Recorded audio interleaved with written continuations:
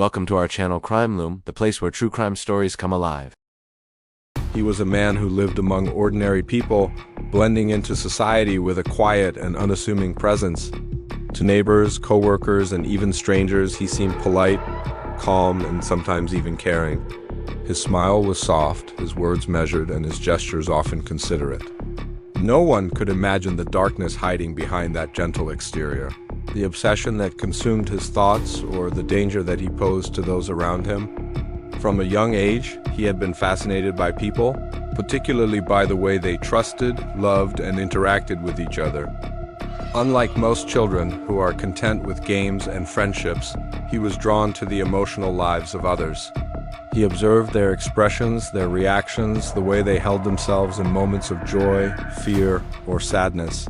But his fascination was not harmless. It was sharp, calculating, and obsessive. He didn't just watch. He memorized, he analyzed, and he imagined ways to manipulate the emotions he saw. In his mind, understanding someone fully meant having control over them, and control soon became an intoxicating idea. As he grew older, his obsession turned into action. He began to experiment with relationships, learning how to gain trust and manipulate feelings. But unlike ordinary social experiments, his intentions were darker.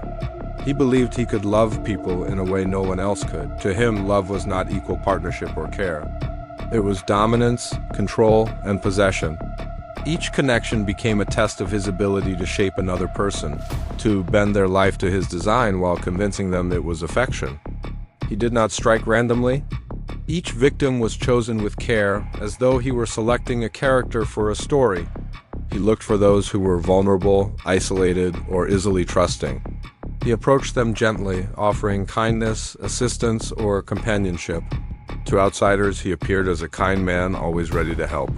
Behind closed doors, however, he revealed a side of himself that few could imagine.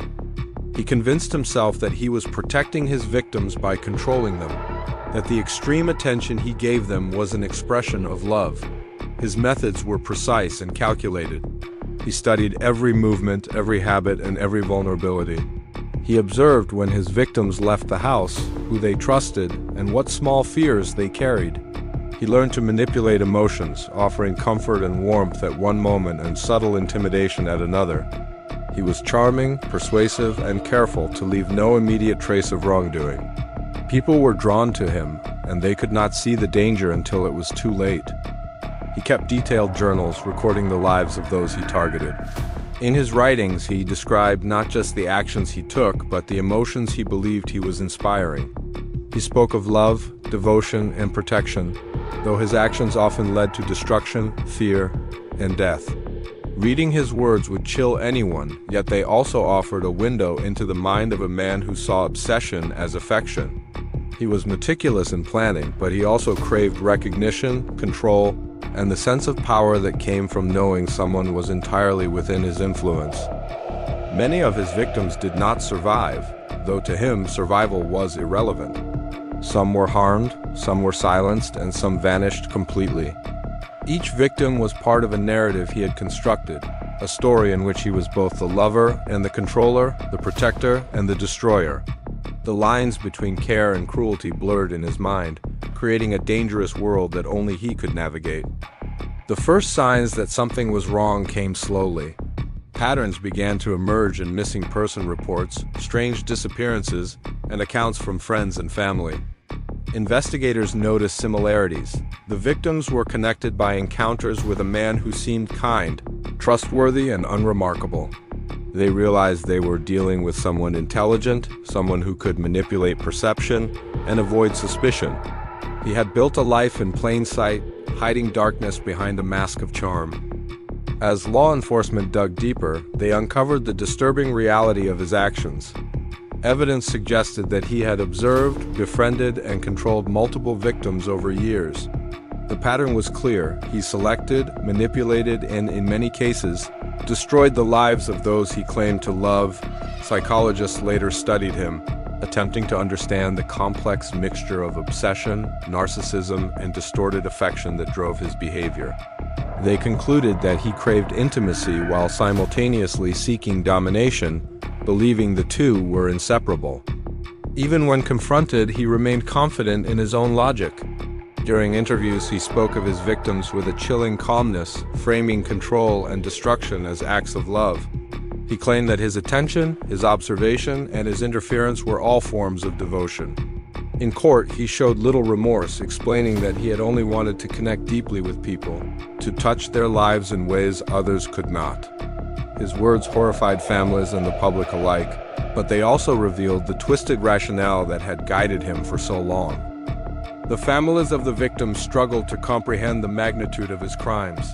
They faced grief, anger, and disbelief. How could someone who seemed ordinary, even kind, be capable of such evil? How could affection be intertwined with manipulation and violence?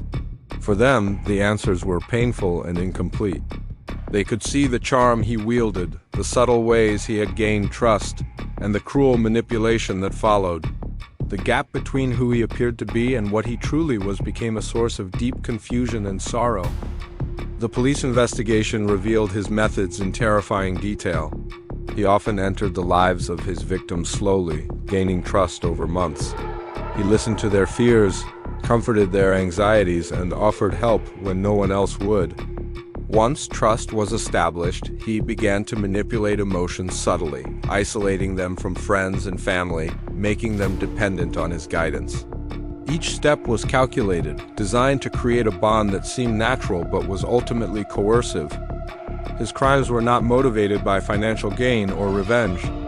They were rooted in a psychological need, a compulsion to dominate, possess, and love in a way that made him feel powerful. He justified his actions through a warped philosophy that control was love, that domination was care, and that destruction was necessary to maintain the bond he claimed to offer.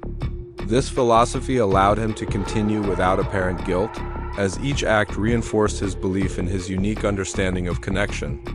Even after capture, he remained an enigma. Psychologists described him as highly intelligent, manipulative, and obsessive. His charm, social skills, and ability to appear harmless had allowed him to evade suspicion for years.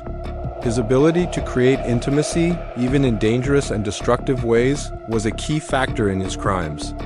The public found it difficult to reconcile the image of a polite, seemingly ordinary man with the reality of someone capable of calculated harm.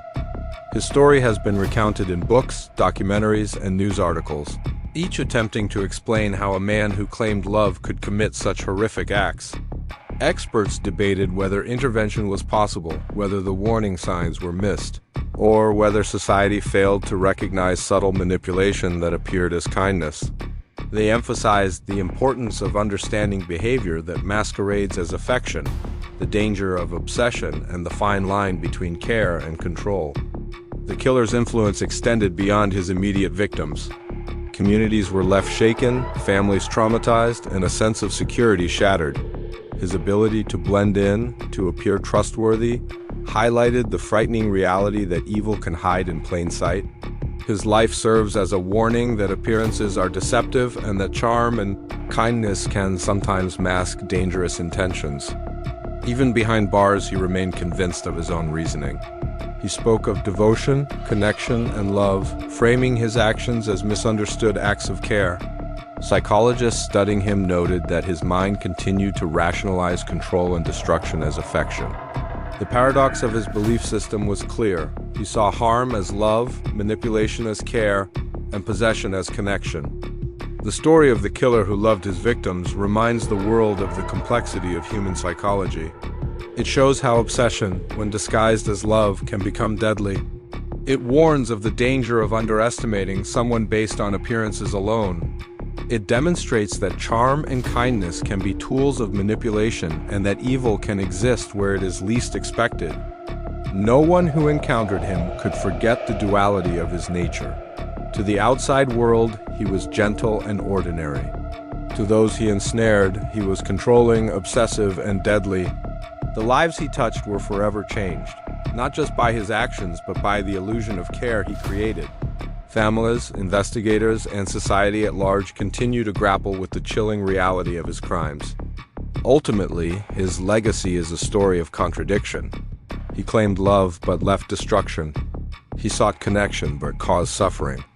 He appeared ordinary, but acted extraordinarily cruel.